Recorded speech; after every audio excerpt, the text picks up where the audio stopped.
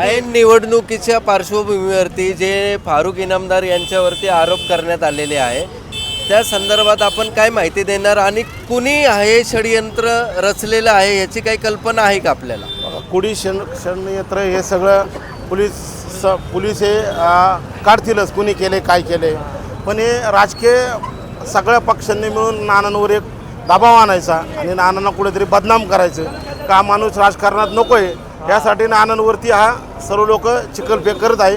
पण काय होणार नाही, सर्वसामान्य जनता ही नानांच्या मागं खंबीरपणे उभा आहे. दादा आपण काय सांगाल? फारुख नाना चांगलं व्यक्तिमत्व आहे.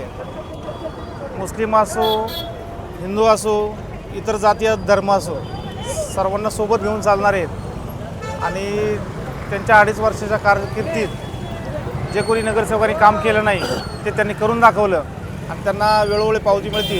पण थोडी यश जरा हुलकवणी देतं ते आता यावेळेस आपण भरून काढायचं आहे आणि नानांना पुन्हा एकदा नगरसेवक करू, या प्रभागाचा विकास करायचा आहे.